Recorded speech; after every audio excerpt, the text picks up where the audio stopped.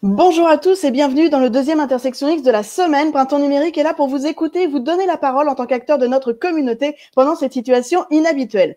Alors que de nombreux marchés s'effondrent à cause du confinement pour lutter contre le Covid-19, celui du jeu vidéo semble tirer son épingle du jeu. Les ventes de jeux vidéo ont augmenté de 34% en Amérique du Nord, celles des consoles de plus de 63%. La tendance est la même sur l'ensemble du globe. Leur utilisation encore remise en question ces dernières années est finalement plébiscitée d'un point de vue scientifique pour aider en période de confinement. L'Organisation mondiale de la santé et l'industrie du jeu vidéo lance même une campagne commune Play Apart Together pour promouvoir la distanciation sociale. Les studios de jeux vidéo doivent alors faire face à d'autres défis pour s'adapter à la forte demande des consommateurs. Cette semaine, Intersection X aborde le sujet de comment l'industrie du jeu vidéo sort gagnante de la crise actuelle. Au programme analyse, conseils et exemples pour mieux vous en sortir comme entrepreneur.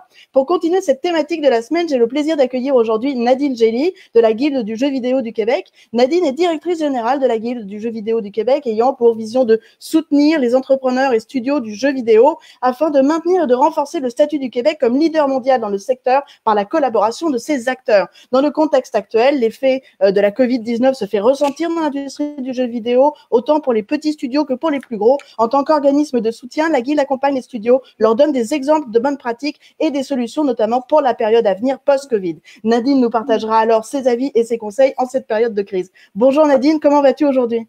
Ça va très bien, surtout avec le soleil. Oui, c'est effectivement, ça fait vraiment du bien au moral, il faut en profiter.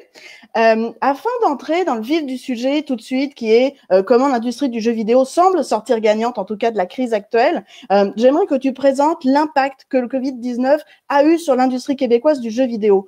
J'imagine que les résultats, l'impact doit être différent autant pour les petits studios que pour les grands. Est-ce que peut-être on pourrait avoir une vision un peu d'ensemble justement de l'impact de cette crise sur l'industrie? En fait, il faut savoir que c'est vrai qu'on voit que les jeux vidéo, tout va bien, c'est ce qu'on voit dans les médias et tout ça. Il faut savoir que c'est une industrie qui, à la période où la COVID a été annoncée, on allait tous, en fait, le 16 mars, on s'en souvient tous, ceux qui sont ici présentement avec nous, on se souvient que le 16 mars, on devait être au GDC à San Francisco, qui est un des événements les plus grands. En fait, c'est le plus grand événement à travers le monde. Et c'est là où les studios du Québec vont voir tout ce qui est les éditeurs, les publishers, tous les gens de finance. Donc, c'est vraiment, ce sont des événements ultra importants pour aller chercher du financement. Malheureusement, tout ça a pas eu lieu. Donc, c'est sûr et certain que il y a un grand manque de ce côté-là qui s'est fait sentir. L'autre chose, c'est de transformer aussi tout le monde, de mettre tous les gens à la maison, en télétravail. C'est facile pour nous, avec notre petit laptop, de partir et de s'en aller à la maison. Dans une industrie comme la nôtre, c'est du matériel qui est extrêmement performant. Donc, d'avoir à déplacer l'ensemble de ces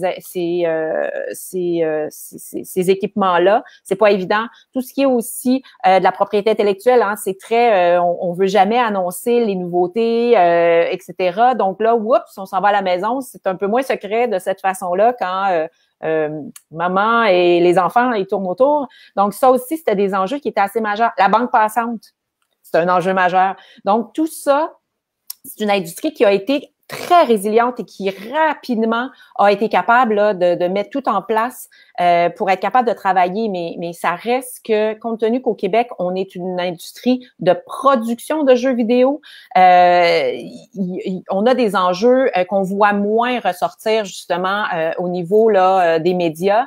Toute la production aussi, la baisse de production des employés, on le sait, au début, on était à organiser les enfants qui courent à droite à gauche, d'écouter nos premiers ministres aussi. Ça aussi, il y a une baisse de production de ce côté-là qu'on ne sent pas aujourd'hui nécessairement, mais qui à long terme va se faire sentir pour notre industrie.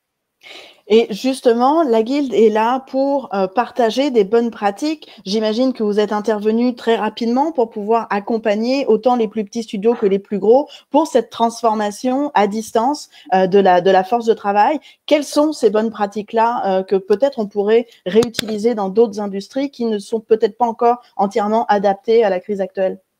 Un des enjeux, c'était justement d'être capable d'entretenir les employés. Il y a plusieurs petits studios, puis ça, c'est dans toute petite entreprise. On n'a pas de département de ressources humaines nécessairement à l'interne. Et d'être un président d'entreprise qui se doit de communiquer constamment avec les employés qui sont à la maison, c'est très différent que quand on est à côté un de l'autre dans un bureau. Ça a été très difficile pour les plus petits studios, naturellement, de créer cette communauté-là. Il faut savoir aussi que c'est une industrie qui est très proche, qui aime la communauté, et ça, malheureusement, à distance, c'est un peu plus difficile. Il y a aussi des gens dans cette industrie-là, devant leur ordinateur, qui sont un petit peu plus introvertis. Ça aussi, c'est difficile de savoir comment ils se sentent à la maison. Comment, parce que naturellement, c'est facile devant une caméra ou de parler au téléphone avec quelqu'un, puis comment ça va aujourd'hui, tu ne ressens pas nécessairement le côté un peu plus qui devient un peu plus dépressif, je dirais, d'être à la maison, d'être toujours confiné. Ça, on le ressent pas nécessairement. Donc, on a vraiment voulu rapidement mettre en place des services pour raccompagner les studios qui, naturellement, là, avaient moins de moyens au niveau des ressources humaines. Donc, on lance justement, c'est un petit peu plus long, mais des programmes pour accompagner les entrepreneurs en créativité numérique avec l'industrie, naturellement. Mais dès que les studios, on a voulu rapidement aller chercher quels étaient les enjeux de l'industrie. Donc, on a fait des sondages la première semaine, on a créé des groupes de discussion aussi pour que les gens puissent s'entraider, mais qu'on puisse aussi les aider. Tout ce qui était l'immigration, ça a été un cas particulier quand ils ont refermé les douanes. On sait que c'est une industrie qui utilise beaucoup les services des entrepreneurs, pas des entrepreneurs, mais des employés étrangers. Donc, ça, il y a eu des grands défis, puis on a essayé d'aider naturellement les jeunes studios, là, les plus petits studios dans ces démarches-là auprès des gouvernements. Est-ce que là, on parle des petits studios, effectivement, qui n'ont pas forcément les services de ressources humaines pour les accompagner, qui ont besoin de ces ressources extérieures. Quel impact ça a eu sur les plus gros studios? On voyait aujourd'hui que Ubisoft a une perte de 292 millions, je crois. Est-ce qu'on peut avoir peut-être aussi une présentation, un comparatif avec les plus gros qu'on connaît davantage? Naturellement, au niveau des plus gros, c'est aussi, imaginez, Ubisoft, on va nommer celui-là parce que c'est notre exemple qu'on utilise souvent, mais même les autres studios, de dire du jour au lendemain, nous devons absolument déplacer 3000 employés à la maison, à les installer avec les ordinateurs qui coûtent une fortune aujourd'hui, donc d'avoir à avoir ce matériel-là, de tout ce qui est aussi les studios de performance. Hein. On utilise beaucoup le motion capture dans l'industrie, tout ce qui est les trames sonores, les voix, tout ça du jour au lendemain est obligé de fermer leurs portes. Ça, dans la production d'un jeu aussi, ça a son impact beaucoup. Donc, c'est sûr que si j'ai eu quelque chose que j'ai pu vraiment être impressionnée, la première semaine, là, tout le monde était un petit peu paniqué, excusez-moi l'expression, mais de dire, mais comment on va faire pour amener tout le monde en télétravail? Et 2 semaines après, c'était fait, tout le monde était installé, on prenait un peu les airs d'aller. Ça a été très impressionnant de voir ça. C'est une industrie qui est extrêmement résiliente. Et de voir aussi l'animation qu'ils se font pour les employés, ça aussi, il y a beaucoup de créativité de ce côté-là. Je vois, moi, ils se font des compétitions entre eux autres le soir, ils écoutent des séries, ils se lancent des défis. On va aller faire 5 kilomètres de jogging le matin. Donc ça, c'est vraiment des pratiques que j'ai trouvées super intéressantes pour être capable de motiver quand même les employés. J'en ai vu qui étaient sur une chaîne Discord qui est un peu comme le Slack, mais de l'industrie du jeu vidéo, où ils restent branchés toute la journée puis ils se parlent comme s'ils étaient un à côté de l'autre. Donc, pour être vraiment capable de garder cette espèce de communauté-là entre eux. Et c'est sûr que les grands studios, ils ont des équipes, donc les équipes se parlent le plus possible et encore là, ils animent pour s'assurer que les employés, là, ils sont bien, puis ils puissent continuer à travailler malgré la distanciation comme ça. On voit en effet beaucoup de créativité dans les studios de jeux vidéo et ça transparaît à travers le témoignage que tu nous donnes aujourd'hui. On lit en ce moment de nombreux articles dans la presse autour de la réussite justement des plateformes numériques et de divertissement, notamment aussi par rapport aux jeux vidéo, même si c'est pas exactement la même chose qu'on peut voir ici au Québec, mais on ressent quand même aussi une crainte sur une baisse du marché après le confinement. Quel est ton avis par rapport à ça? C'est certain que je voulais tout à l'heure, c'est parce que c'est un problème technique, mais je voulais être à l'extérieur pour faire la conférence parce qu'il y a du soleil. Puis je pense qu'effectivement, les gens vont avoir besoin d'aller à l'extérieur, de voir des gens. Donc, c'est certain qu'il va y avoir naturellement une baisse. Ça va revenir à la normale d'une certaine façon. Aujourd'hui, on est beaucoup devant notre écran, mais j'ai l'impression que ça... qui est tout à fait normal. On va naturellement, les quelques premières semaines, là, sentir une baisse et que tout le monde va vouloir être à l'extérieur, mais tranquillement, pas vite, les gens vont revenir à la semi-normale, disons ça de cette façon-là, avec les semaines. Mais c'est un enjeu, effectivement. Est-ce que tu penses que le confinement a apporté une nouvelle part de marché, une nouvelle, pas une qualité, mais une nouvelle catégorie de joueurs qui étaient peut-être des joueurs très exceptionnels à la base, mais qui sont devenus plus réguliers, ou c'est vraiment le confinement en tant que tel qui a fait ça, et après effectivement cette catégorie de joueurs va repartir dans ses habitudes habituelles? L'avenir nous le dira. Est-ce qu'on va avoir certaines personnes qui vont continuer à jouer? Moi, je suis convaincue qu'il y a des gens qui n'étaient pas sur Netflix avant qui vont y aller. Je pense qu'il y a des gens qui étaient sur Netflix énormément, qui passaient des heures et des heures et des heures sur Netflix parce qu'il y en a des accros aux téléséries. Donc, qui ont peut-être connu l'interactivité que le jeu vidéo peut apporter par rapport à Netflix. Donc, oui, on va certainement avoir des gens qui ne connaissaient pas nécessairement les jeux.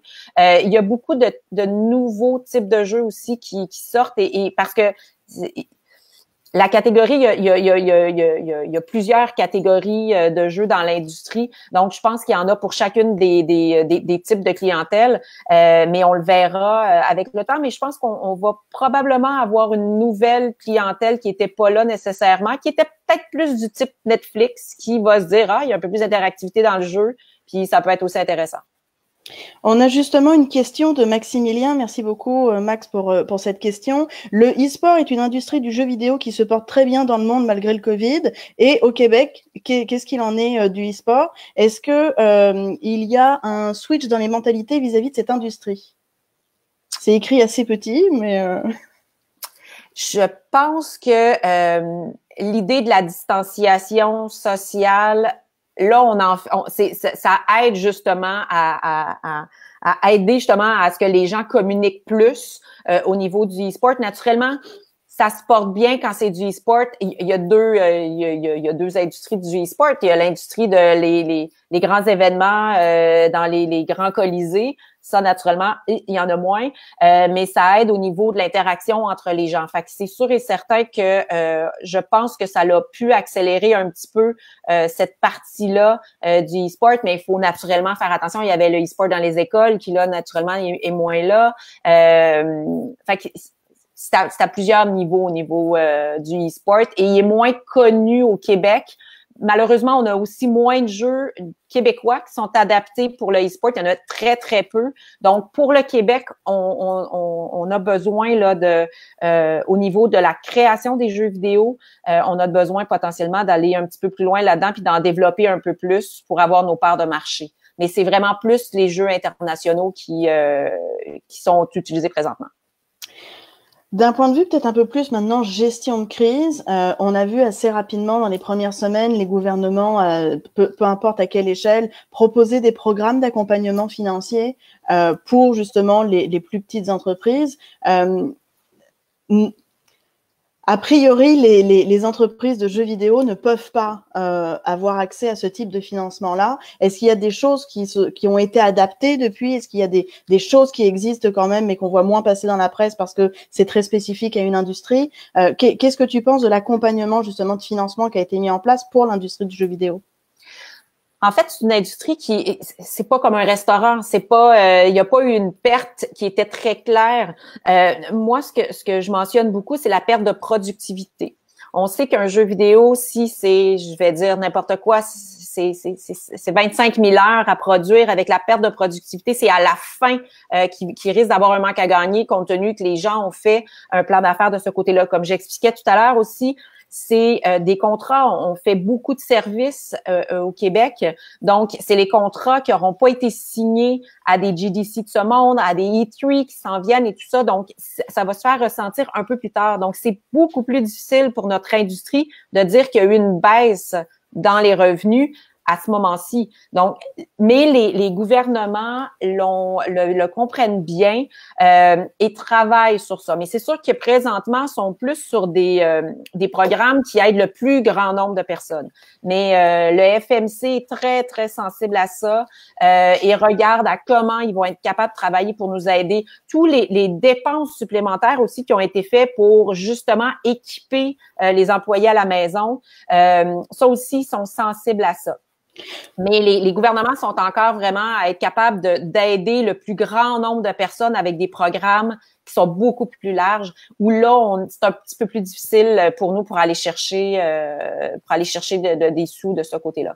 C'est intéressant justement que tu mentionnes le FMC, donc qui est le Fonds des médias du Canada, qui accompagne le développement d'innovation en créativité numérique. Quelle est peut-être leur part pour accompagner, je pense notamment à des startups dans cette industrie-là, qui ont des projets en cours de développement, qui sont soit sur pause, soit qui doivent réadapter complètement leur manière de travailler. On ne peut pas extensionner les fonds qui ont été versés, mais quel type d'adaptation? Est-ce que tu es au courant s'il y a eu justement des choses qui ont évolué de ce côté-là?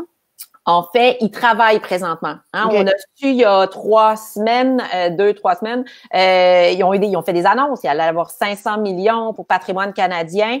Je peux vous dire qu'il y a beaucoup de monde qui ont levé la main pour dire qu'il y en avait besoin. Donc, le gouvernement et là, le FMC travaillent présentement. Ils vont annoncer très, très prochainement des nouveaux programmes pour supporter. Présentement, on est encore dans les programmes réguliers, naturellement, là, de tout ce qui est les appels à projets sont sortis. Tout ça, ça va. Ils ont annoncé un petit peu plus de financement, mais qui était déjà prévu. Donc, des programmes spéciaux pour la relance et pour le support, ça s'en vient d'ici peu de temps. On commence à voir le 500 millions, comment il va se décortiquer, combien le FMC va avoir, ça a été annoncé cette semaine, mais là, à qui ça va aller, ça, non, c'est pas encore fait, mais ce que j'entends, c'est que l'impact, justement, de la baisse de productivité et du matériel qui a été acheté en supplément, ça va être pris en compte. Okay. Donc, il y a quand même des choses qui bougent, c'est-à-dire que effectivement, les gouvernements ont mis en place des programmes de financement pour pallier à la crise le plus rapidement possible et auprès d'un maximum d'entreprises, même si celle de l'industrie des jeux vidéo est pas encore pleinement touchée, mais il sera, on va dire, à retardement à cause de l'impact, comme tu le disais tantôt, du manque de contrats qui ont été signés, etc. Donc, on a quand même bon espoir de voir qu'il y a des choses qui vont évoluer pour venir baquer un peu cette réalité-là plus tard. On le souhaite, mais c'est sûr et certain qu'il faut que l'industrie se réajuste et on voit aussi qu'il y a plusieurs événements qui se mettent en place présentement virtuels. C'est de cette façon-là que l'industrie va devoir probablement aller chercher des nouveaux contrats. Donc, tous les événements qui devaient avoir lieu annulés deviennent virtuels. Il faut être présent le plus possible dans ces événements-là. On encourage le gouvernement à ce que le Québec ressorte. Hein. On prenait toujours des grands kiosques à travers les événements commerciaux physiques. Il faut le faire maintenant, avoir une grande visibilité auprès de ces événements virtuels-là. Donc, on est justement à travailler là-dessus avec le gouvernement pour les encourager à être beaucoup plus présents et à faire ce qu'ils faisaient avant aussi avec nous au niveau du développement commercial, qui nous accompagne aussi, mais d'une façon virtuelle. Et l'industrie, c'est à comparer d'autres industries, je suis dans plusieurs tribunes et souvent, on nous dit « Oh, vous n'avez pas arrêté, vous êtes déjà rendu plus loin que nous autres, vous êtes précurseurs. Nous, l'émission commerciale virtuelle, c'est arrêté, que ce soit dans d'autres industries. Vous avez continué. Vous avez un leadership en créativité, en jeux vidéo, et ça, c'est chouette de voir qu'on est reconnu pour ça. » Est-ce que la prochaine édition, justement, du Salon Méga sera en virtuel? Est-ce que c'est une décision qui a déjà été prise? On est justement cette semaine à faire plein de rencontres avec plein de gens pour voir quelle sera la meilleure formule pour le Megamix qui est notre événement et qui est le plus grand événement au Canada en B2C, en B2B, en fait, est très reconnu en plus à l'international. Donc, on veut garder notre part, on veut démontrer le leadership du Québec. Donc, c'est sûr et certain qu'on est en train de faire une édition spéciale. On ne sait pas non plus les gouvernements, on ne sait pas où est-ce qu'on va être au mois de novembre. C'est ça qui est difficile présentement pour nous dans l'organisation. On sait au mois de juillet, les événements ont été annulés par le gouvernement. On sait que on risque d'être encore un peu en confinement. Mois de novembre, on ne sait pas si les frontières vont se réouvrir. On ne sait pas beaucoup de choses. Donc, c'est vraiment là-dessus qu'on jongle. On a un plan A, B, C. On est quasi rendu à Z. Mais on va faire des annonces d'ici la fin du mois sans faute. On va suivre ça avec grand intérêt alors, mais je te comprends pleinement sur le fait de ne pas savoir effectivement ce qui se passera en octobre ou novembre et prendre des décisions par rapport à des événements qui auront lieu à ces dates-là est assez difficile. Au-delà de l'impact de la crise, on le voit, on ressent quand même un vent d'innovation d'un point de vue gestion des équipes, créativité, etc.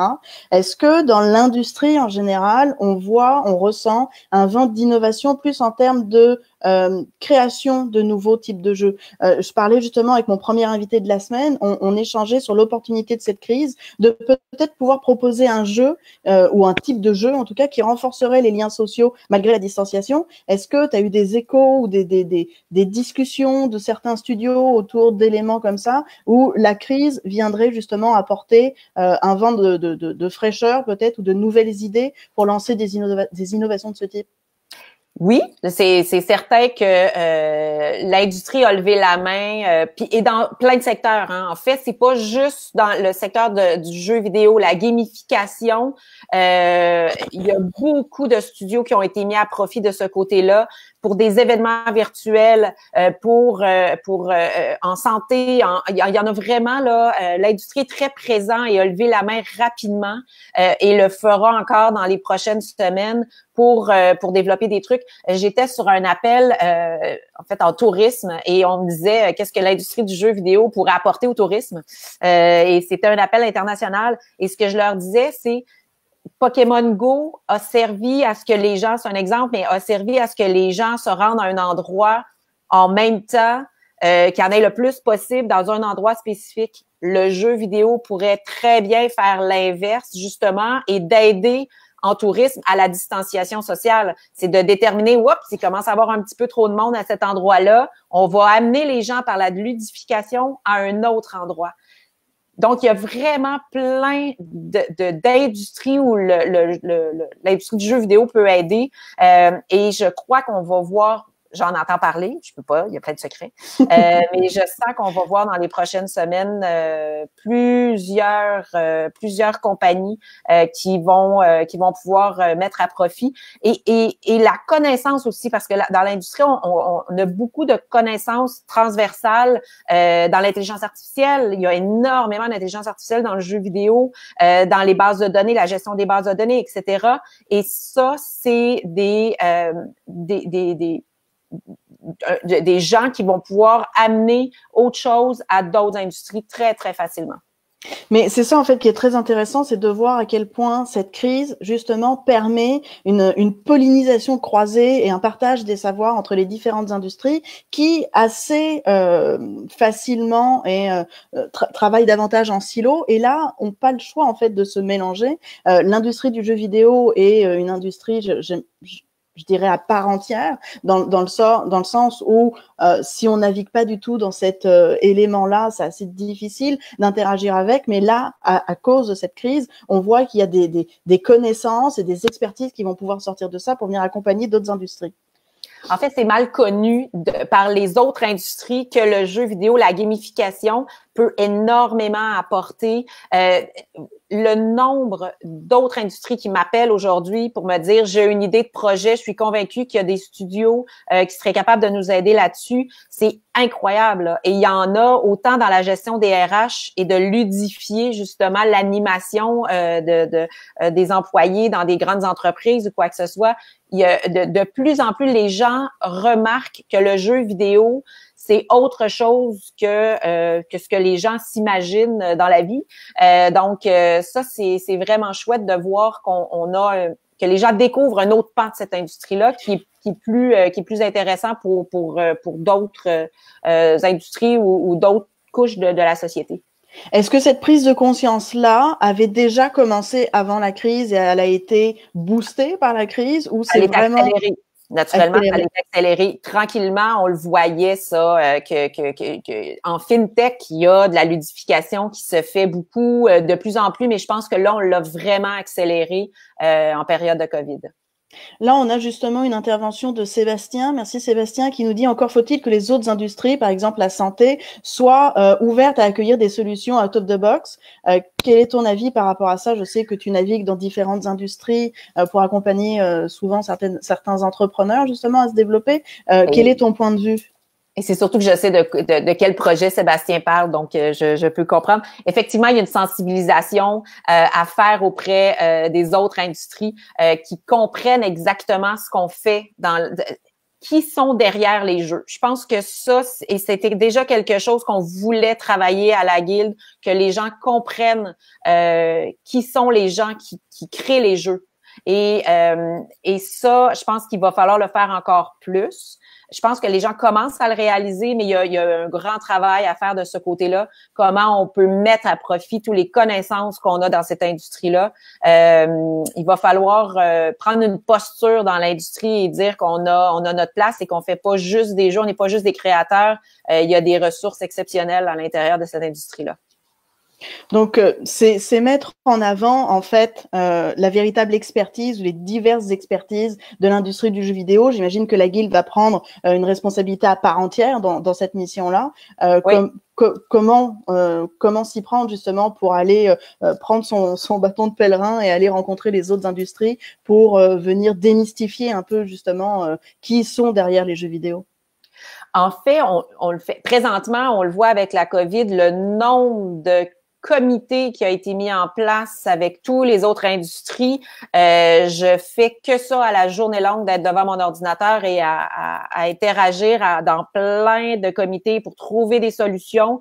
Et on gagne à petit peu, ils commencent à comprendre comment notre industrie peut aider naturellement. Et c'est la découvrabilité, c'est de faire sortir notre industrie. C'est une industrie qui reste beaucoup entre elles. Là, maintenant, il faut la mettre sur des tribunes, il faut démontrer tous les ressources exceptionnelles qu'il y a dans cette industrie-là, dans les médias, partout. Je vous dévoilerai pas tous nos plans tout de suite. J'essaye, hein, mais ça marche pas. Ouais, non, ça marche pas. Il y a Mathieu aussi qui nous écrit. On a beaucoup de questions aujourd'hui, c'est très bien, continuez comme ça. Allô, comment je trouve de l'aide si j'ai besoin de contacter pour un projet culturel des gens de l'industrie du jeu vidéo? Aujourd'hui, on doit beaucoup innover sans événements. On s'adresse à la guilde directement et vous faites le travail ensuite. On fait le lien. Si vous allez sur laguilde.québec, il y a nos coordonnées, puis on va pouvoir mettre en lien. Il y a déjà plein de gens qui le font, donc on a tout ce qu'il faut pour être capable de vous mettre en contact avec les bons studios, parce que naturellement, chaque studio a sa spécificité, a sa saveur, donc on est capable d'enligner les gens vers les bons studios. C'est intéressant d'ailleurs d'entendre ce que tu dis, dans le sens où il y a déjà beaucoup de gens qui le font et du coup on met les porteurs de projets avec les bons studios, etc. J'imagine que vos méthodes de travail ont évolué aussi à cause du Covid. Est-ce que l'équipe de la Guilde a ressenti un gros choc avec l'arrivée du Covid, et vous aussi vous avez dû mettre en place une certaine adaptation dans vos conditions de travail, ou c'est quelque chose qui s'est fait quand même assez facilement? Assez facilement, parce que, bon, naturellement, l'équipe de la Guilde, on est parti avec notre laptop et on est allé à la maison. On se fait beaucoup de rencontres ensemble. Pour moi, c'est important qu'à tous les jours, 1 heure par jour, on se parle, quitte à, si on n'a pas grand-chose à se dire, de boulot, on parle je peux vous le dire, on fait des jumping jacks le vendredi, on fait des niaiseries là, comme on doit faire absolument dans une période comme ça. Mais on se concentre beaucoup sur les problématiques de nos studios. Donc c'est sûr qu'on est très très focus, très concentré. Les équipes sont là à 100%. On n'a pas eu à faire de coupure. Nous, on est très chanceux. On se croise les doigts et tout va bien. Mais c'est vraiment chouette de voir comment la Guilde et sa mission a pris tout son sens avec la COVID. Ça, puis l'équipe là, a mis la main à la pâte et tout le monde a été là pour les studios. Donc, c'est là qu'on voit qu'une association, ça peut devenir très, très important dans des périodes comme ça, surtout pour des petites équipes qui se sentaient un petit peu plus démunies là, face à cette situation-là. On a pu les accompagner là-dedans. Justement, les plus petites équipes, j'imagine, vos membres, dès l'annonce, dès l'arrivée de la crise, ont eu un vent, j'imagine, de panique un peu, entre guillemets. Comment vous avez pu les accompagner? Est-ce qu'il y a un numéro de contact d'urgence qui a été mis en place de manière à les accompagner pour pouvoir les aider à une prise de décision plus rapide dans cette crise-là? Dans le concret, comment ça s'est mis en place? Dans notre industrie, le téléphone, ça existe plus ou moins. C'est pour ça qu'on s'est fait vraiment des groupes de discussion dès la première semaine. Ça a été parlons-nous tout le monde pour comprendre un peu les enjeux. Les sondages que je vous expliquais, c'est sûr que ça m'a amené énormément tout le contenu à chaque fois j'ai fait des représentations ou quoi que ce soit au FMC, ça venait des enjeux des membres, donc ça a été très bon et c'était justement avec un Discord qui est comme le Slack, c'est avec ça qu'on communique le plus, c'est très très rapide et les membres savaient qu'ils étaient capables de nous contacter via ça pour qu'on puisse régler les aider en fait à régler les problèmes là. Je peux vous dire au niveau de l'immigration au début ça a été complexe là. Il y avait des employés qui étaient pris à l'extérieur en vacances, qui étaient des Français, qui ne pouvaient pas revenir au Québec parce que les douanes étaient fermées puis qui n'ont pas de passeport canadien. C'est un peu compliqué, là. Donc, on a essayé d'aider le plus possible de ce côté-là, avec des contacts qu'on a au gouvernement, naturellement, parce qu'on a des contacts privilégiés auprès des fonctionnaires. Et ça, s'il y a quelque chose que je peux dire, les gouvernements ont dans cette crise-là, été d'une aide assez incroyable et très ouvert aux enjeux que tous les gens avaient là. OK. J'aimerais davantage m'adresser à ta position de mentor pour les startups et entreprises et qu'on s'adresse peut-être plus aux entrepreneurs ou aux professionnels des entreprises qui ont été touchés de plein fouet. Quels conseils tu pourrais leur partager pour garder le cap ou surmonter cette crise et commencer à se préparer au post-Covid? En fait, je pense qu'il faut essayer de trouver, puis pour parler avec plusieurs, je pense que ce qui est important, la résilience, je pense qu'on l'a tous, c'est d'être capable de pas rester tout seul avec son problème. Aujourd'hui, on a tous une baisse on est enfermé, fait que je pense que tout le monde a un petit peu une baisse de oh mon Dieu, c'est moins facile, qui est normal. Puis de parler avec d'autres, d'être dans des réseaux, il y a de plus en plus aussi d'être à l'écoute de ce qui se passe, des gens qui sont dans d'autres associations, de suivre ce que les associations donne comme conseil. Il va avoir des programmes de relance. Ils s'en viennent. Les gouvernements nous l'ont tous dit. On est très près. Les associations en créativité, là, on est très, très près des gouvernements. Ils nous l'ont dit, nous l'ont assuré que ça s'en vient des programmes pour faire une relance. Et ils voient beaucoup les industries créatives numériques, une industrie qui va pouvoir aider à la relance dans plein de sphères. On s'assure de ça aussi, qu'on soit pas oublié là. Donc, je pense qu'il faut prendre un petit peu un recul en tant qu'entrepreneur, d'aider ses employés le plus possible, de s'aider soi-même et de prendre soin de soi aussi, de faire un temps d'arrêt, c'est important. Puis d'être résilient, c'est ça. Puis de voir, il va avoir vraiment des programmes, ça ils nous l'ont dit là, et des appels à projets beaucoup. Les incubateurs aussi, ils vont sortir très prochainement des programmes justement pour faire les pivots, s'il y en a qui veulent faire des pivots, donc ils vont être là pour vous accompagner. Ça va sortir en début de semaine prochaine. Il va y avoir des programmes pour ça. Donc, je dirais, mais de pas rester seul dans son coin, de pas trop travailler, puis de pas se sentir coupable, de se sentir un peu plus fatigué. Je pense que c'est tout à fait normal. C'est d'aller parler aux autres aussi beaucoup. Merci beaucoup pour ces conseils. J'aimerais terminer sur une note plus positive, enthousiaste, où là, on a beaucoup parlé de crise et d'impact. Selon Nadine Gelly, l'experte des industries créatives et du tourisme, mais surtout, en fait, l'humaine qui est en toi. Selon toi, de quoi demain sera fait ou de quoi aimerais-tu que demain soit fait dans n'importe quel contexte, que ce soit entreprise, économie en général, jeux vidéo, peu importe, mais qu'est-ce que toi, tu voudrais qu'on voit demain?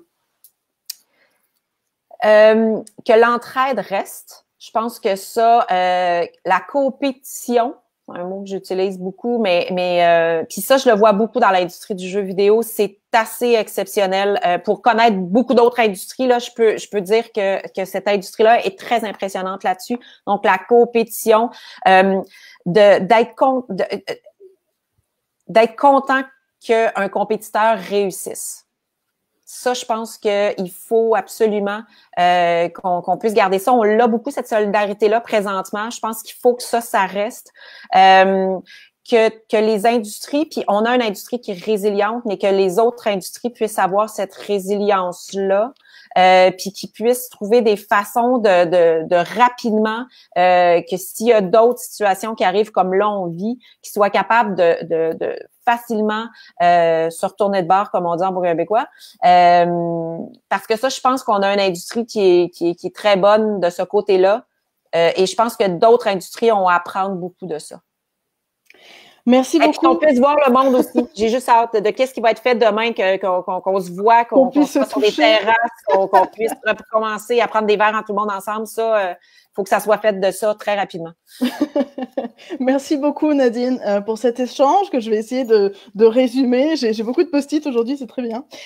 Créer une communauté à distance est toujours plus difficile. On essaye de créer des groupes de discussion et des sondages pour rester proche de ses clients, de ses membres et toujours savoir ce qui se passe et être sur le terrain le plus possible. La gestion des équipes et de la santé mentale est un véritable défi. Il y a des services d'accompagnement justement qui sont mis en place, notamment par la Guilde pour l'industrie des jeux vidéo, mais par d'autres types d'associations. Il y a certains programmes gouvernementaux aussi qui vont être de plus en plus mis de l'avant par rapport à ça.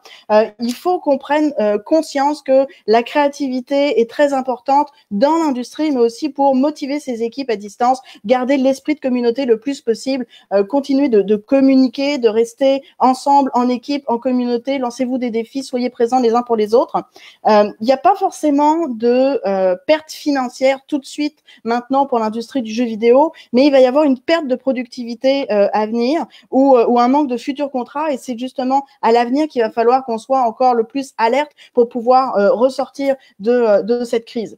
Les autres industries doivent comprendre aussi qui sont derrière les jeux vidéo de manière à faire en sorte que cette pollinisation et cet échange de savoir et d'expertise se développe de plus en plus pour pouvoir être encore plus efficace, on va dire, en cette période de crise. Les conseils les plus mis de l'avant sont la résilience, de ne pas rester tout seul avec son problème, parler avec d'autres, être en contact avec les autres associations qui existent aussi et partager évidemment son quotidien et ses défis, prendre du recul et prendre soin de ses employés, c'est quelque chose de très important. Il y a beaucoup de programmes de relance qui vont être proposés très prochainement, donc c'est très important de prendre ce recul-là nécessaire aujourd'hui pour pouvoir rebondir encore plus. Ce qu'on voudrait peut-être garder, ce que Nadine aimerait voir encore demain, c'est ce côté entraide et solidarité, de mettre encore plus de l'avant la coopétition, être content qu'un compétiteur réussisse parce que ça va rebondir évidemment sur le reste de l'industrie, et on espère très rapidement comme elle qu'on pourra de nouveau, assez bientôt, pouvoir partager un verre avec ceux qu'on aime.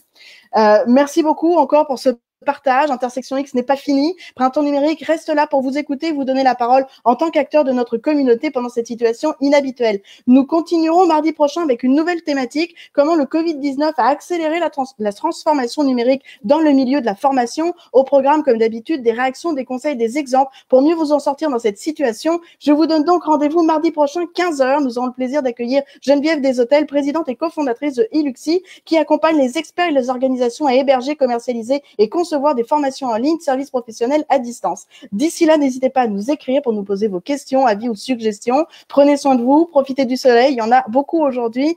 C'est très important pour le moral. Je vous retrouve mardi. D'ici là, je vous souhaite de prendre soin de vous. Faites bien attention. Je vous souhaite une excellente fin de journée. Merci encore Nadine et à très bientôt tout le monde.